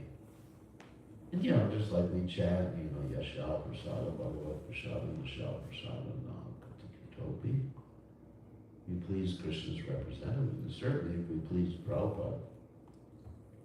I mean, what I could do in my life in guiding people is encourage people to please Prabhupada. Because Prabhupada is the Acharya. He sets the example for all of us. And in order to understand that example, it's important for everybody to understand Prabhupada's life. In other words, read books, biographies about Prabhupada. I've been stressing that quite a bit as I travel. Like Prabhupada Limamrita, or Servant of the Servant, and the Final Lesson. There's so many books. Maybe hundreds of books. So what I find nowadays is a lot of the newer devotees have not read even the Prabhupada Limamrita. I mean, I could ask you all right now, who here has read Prabhupada Bhagavad? 1, 2, 3, 4, 5, not many. Isn't it? Yeah, Prabhupada is the Acharya. Acharya means example. So how do we know what it means to surrender to Krishna? Is this some emotional thing? Or do you want to follow Arjuna's example and fight with your cousin brothers? We know in the modern day and age what it means to surrender to Krishna by reading about Prabhupada, how Prabhupada accepted the words of his guru as his life and soul and risked everything to satisfy his spiritual master. That's how we know. Prabhupada's life is Bhagavad Gita in action. That makes sense? Yeah, Bhagavad Gita in action. So, no questions.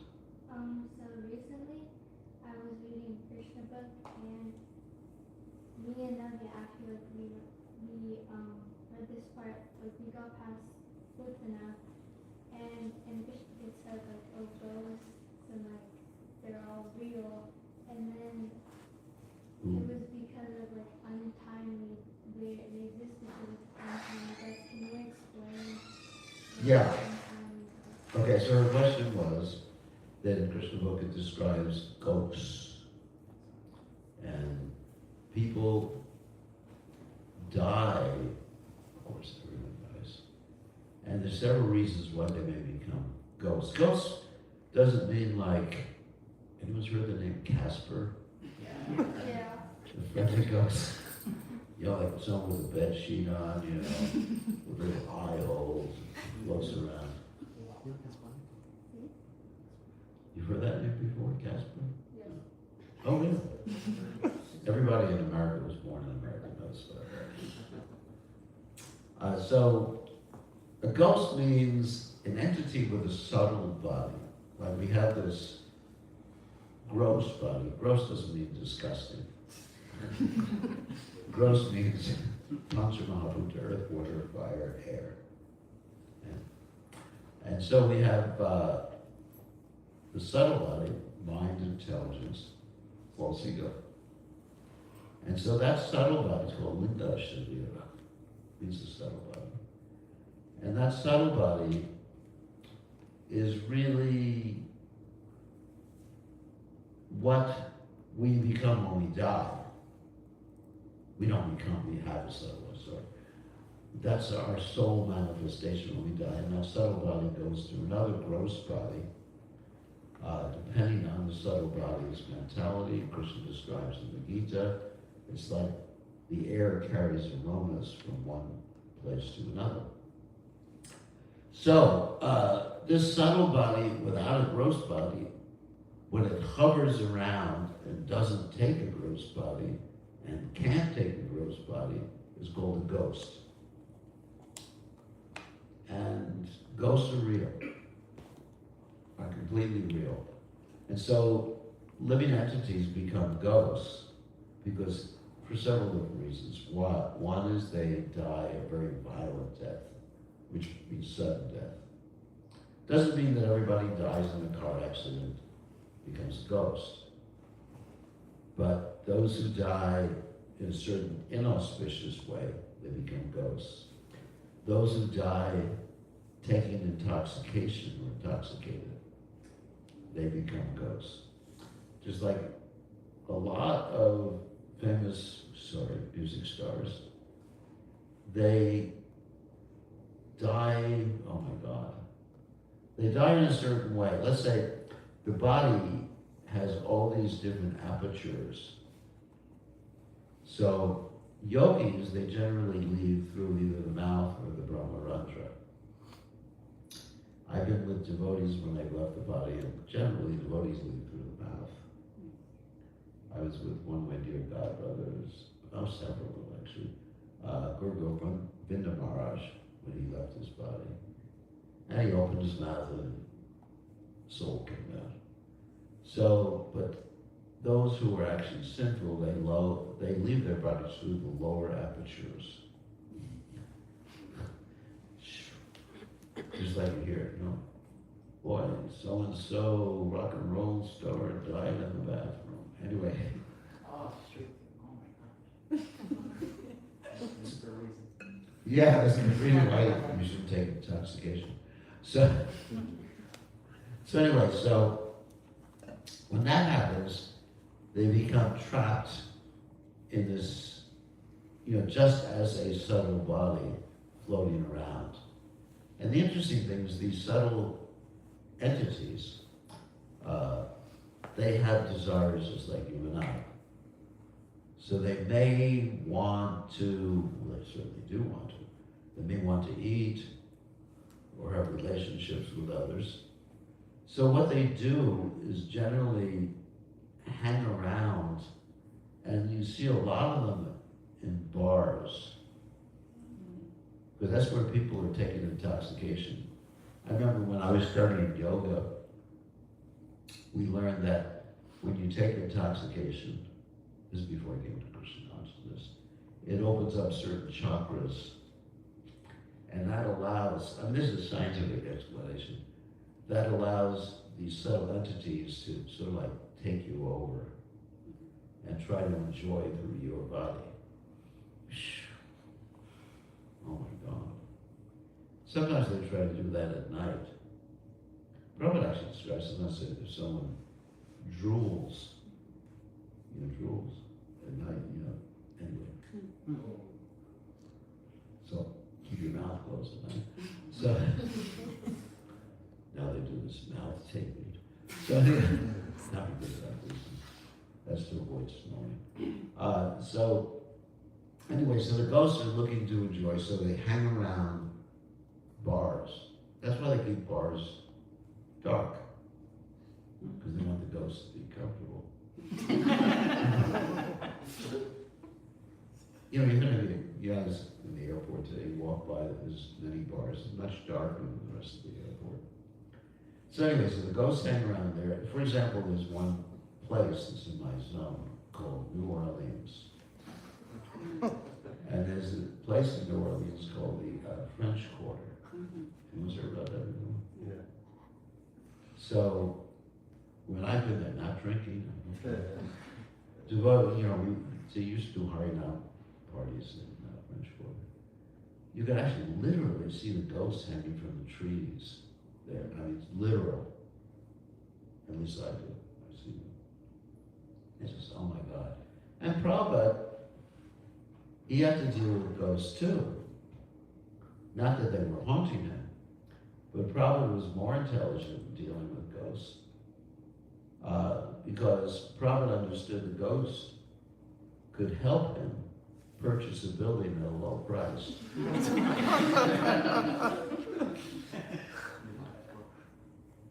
No, there was another building in Calcutta. Prabhupada wanted to purchase for his business, and it was a ghostly haunted building. Nobody wanted to buy it. So Prabhupada bought it. And then right after that, you know, he did chanting, kirtan everywhere, and the ghosts went away.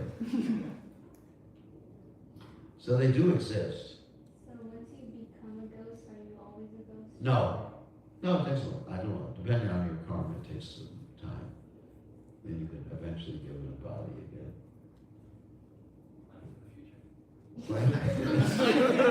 You don't have to worry about it. You won't become a ghost. Just keep chanting.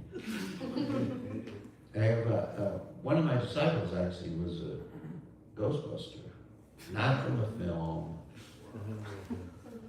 but he can communicate with them and he gets rid of them.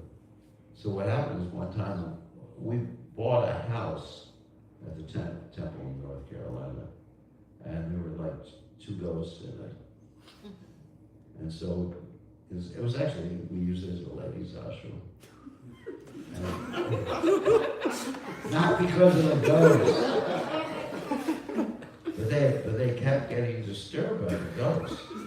You want a ghost story? It's a true story. It's a true story. I know it was there. So they kept getting disturbed. They, you know, couldn't sleep at night because these ghosts, they were creating problems. So I called them up. 1-800-Ghostbusters. You know, whatever. No, he lives right there. He's very nice to me. And I said, because it comes from a whole family of Ghostbusters, psychics actually. So I called him and I said, can you do something about it? He said, yeah, I can take care of it. So I said, can I come along and watch? So I brought my mobile phone. And so I'm there, and I said, so where are the ghosts? And he said, they just said, as long as you're here, we're not coming out. Because I'm sort of impervious to them, you know, I'm afraid of them. I don't know why.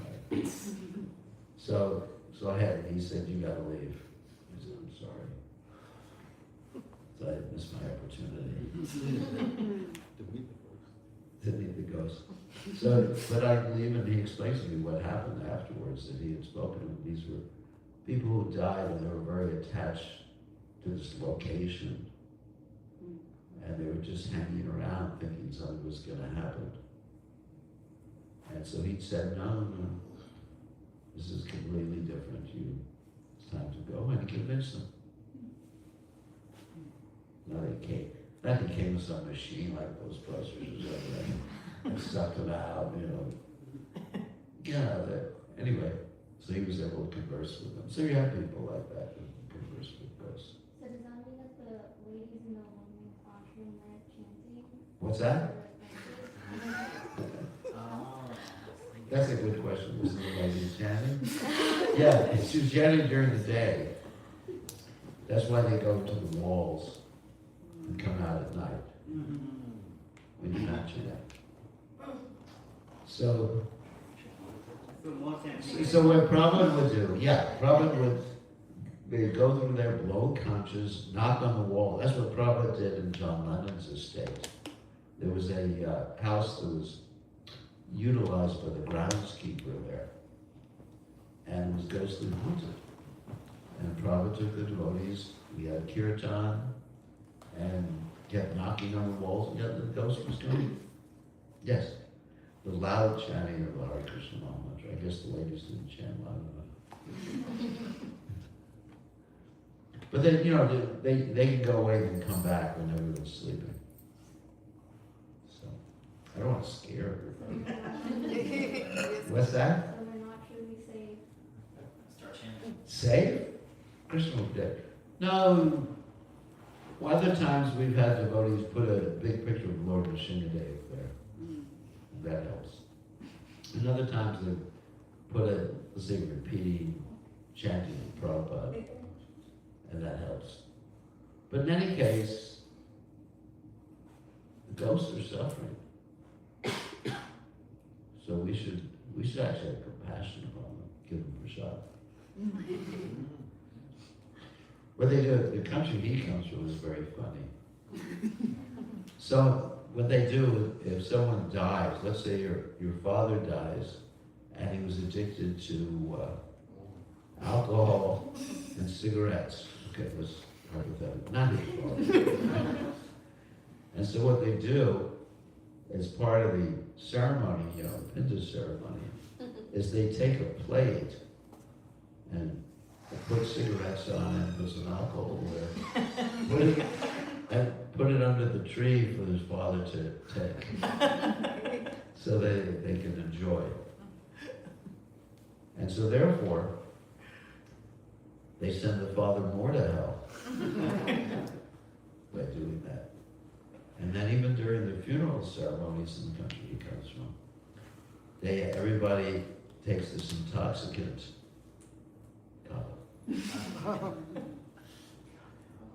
and they all call the ghost by doing that. It's very, very low. Very low. All right, don't worry about the ghosts. They won't attack you. So, Maharaj, regarding that, I had a question. So, in India, we have like Kul Devta, right? So, like our forefathers. Yeah. Thing.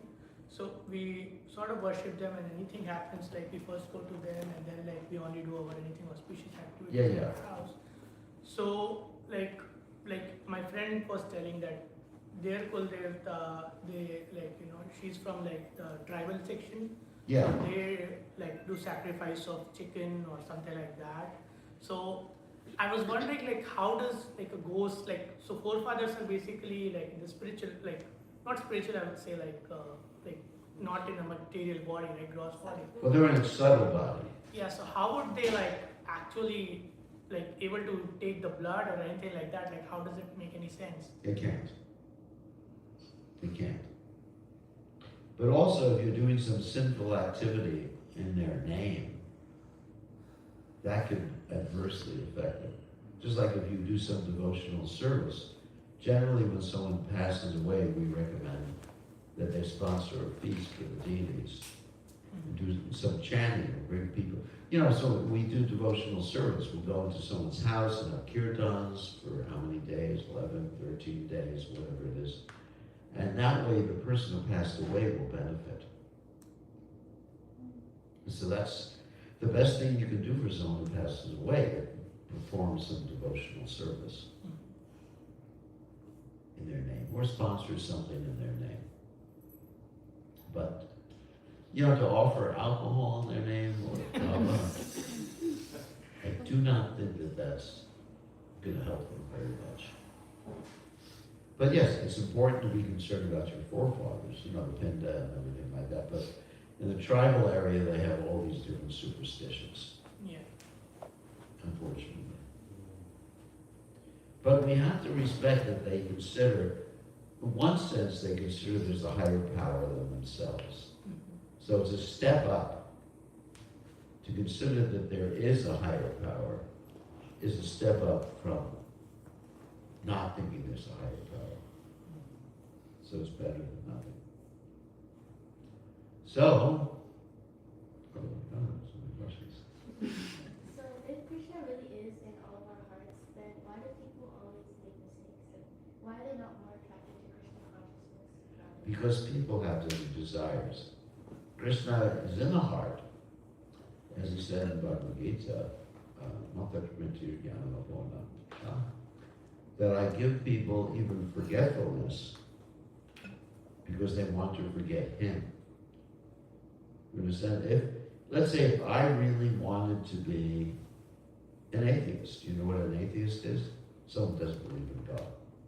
So, because if that was my desire, Krishna would doesn't have to, but Krishna would give me intelligence how to be an atheist or not believe in him. Because Krishna reciprocates according to how you give to him, surrender to him, or not surrender to him. Krishna reciprocates accordingly. He is equal to everyone. There's a verse in Bhagavad Gita, as Krishna says, Samoham Sarvabhuteshu, that I'm equal to everyone. So as you give to Krishna, he gives to you, or as you want to be forgetful of Krishna, Krishna helps you be forgetful. Does that make sense? Whatever you want. It's based on your desire. There's a thing called free will. And based upon our free will, Krishna facilitates that function of the free will. So that's why some people make a lot of mistakes, go down the wrong way. I'm not talking about driving a car.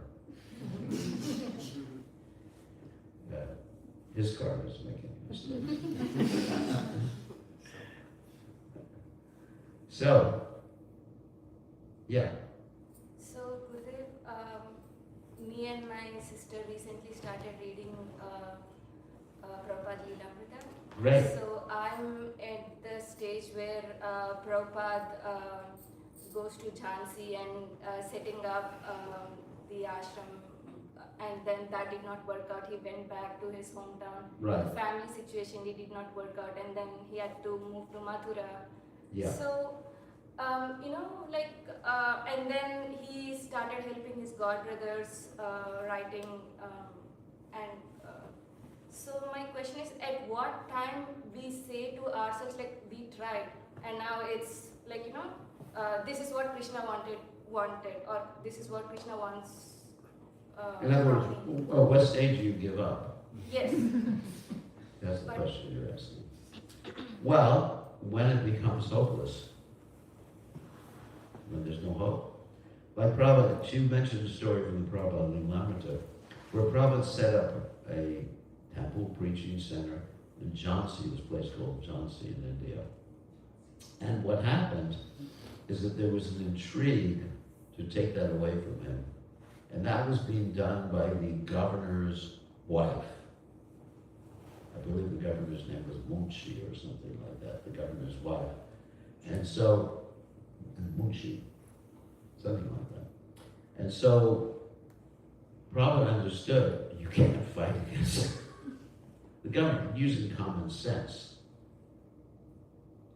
Just like in India, if you take a court case against anyone, it can go on for 200 years. Yeah. And you'll never know when you'll ever win.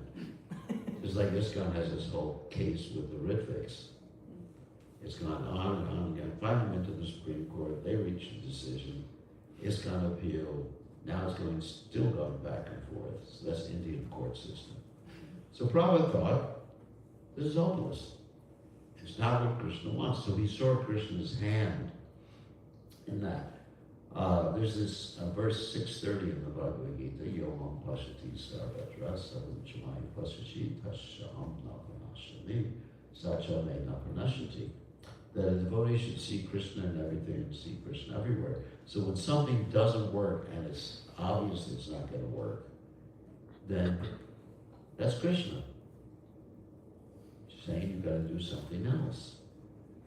And so Prabhupada, as you mentioned, tried other things. He tried to work with his godbrothers. They didn't want to assist Prabhupada in carrying out his spiritual master's mission of going to the Western world and preaching in English. So Prabhupada gave that up after he tried. Prabhupada, even going back further in Prabhupada's life, Prabhupada tried to help his wife become Krishna conscious.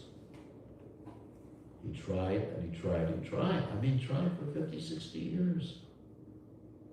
And she ended up selling his Bhagavatams for tea biscuits. She ended up telling him, very romantically, I'd rather have tea than you. Isn't that romantic? What if your husband would say that to you? I'll plead the fifth. I'd rather whatever, It would be devastating. Prabhupada tried his best to take care of his wife, and she just said no. So at a certain point, whatever. Even there's that famous story about this devotee, Tukaram. Tukaram tried his whole life to make his wife Krishna conscious. And finally, in the end, he's on his flower airplane going back to Godhead. And he says to his wife, come on, there's space for you here. And she says, no, I got so many responsibilities in my family. And so he says, hasta la vista. And he's goodbye. It's finished. So, you try something. You try so many things. Some things work, some things don't. But we have a right, according to Krishna Gita, we have a right to our service, but not the results.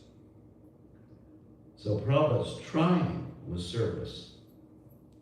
And he was leaving the results up to Krishna. And he didn't become bitter. He didn't become discouraged. Because life is like that. So many times we try things and they fail. And we just go on. Utsahan, enthusiasm, patience, determination. Prabhupada is the personification of that verse.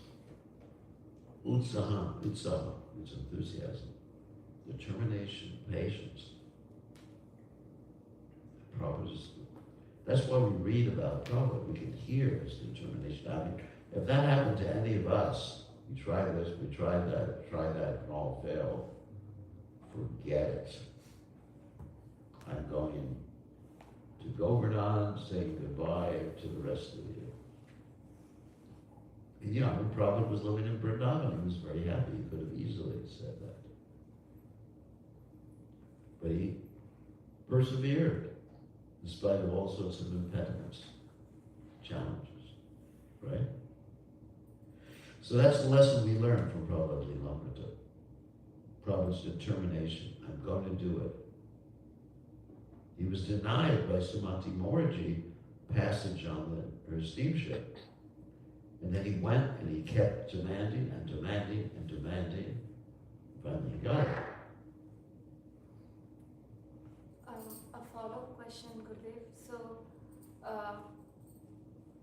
when, like you were mentioning, Prabhupada never said, why me?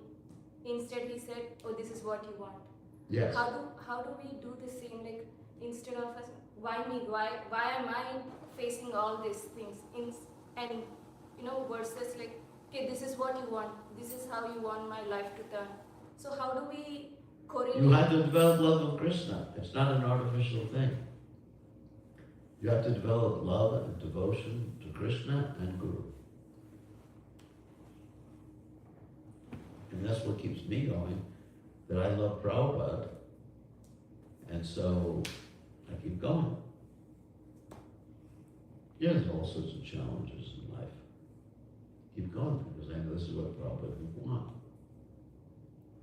you know, I was to think selfishly, I'd probably just move to Govardhan and say goodbye, cruel world. Goodbye, cruel world.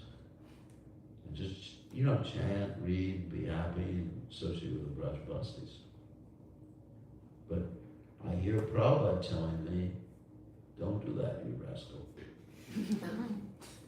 So, you know, so if one has a deep relationship with the spiritual master, then even if the spiritual master is not present, one can still be guided and chastised by the spiritual master. So, I mean, it's devotion.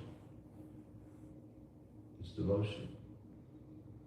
I mean, what can I say? It's just like you're devoted to your children, right?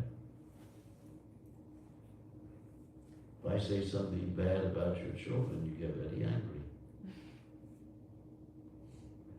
So I'm not going to try it. So the same way, you know, there's that connection, that loving connection, but even deeper with the spiritual master and with Krishna. So, one more question. We had another question back there. Question? Krishna? No, he doesn't have a question. He's just getting antsy. So, all right. Says prasadam for everybody. I don't know. What? I don't know. Yes, yes, yes. No? What about prasadam prayers? That's the only thing he wants. That's all right.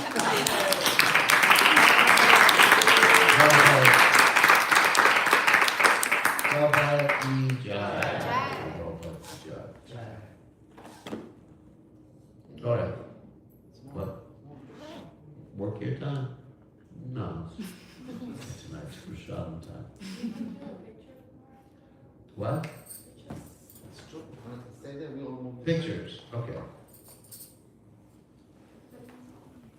Okay, You gotta direct us. We Yes. don't know what we're doing. What are the boundaries? Everybody come this side, sit down. Instead of in the corner, we have to No, I think sitting down maybe is best. Yeah. Yeah. Yeah, everybody can go quickly.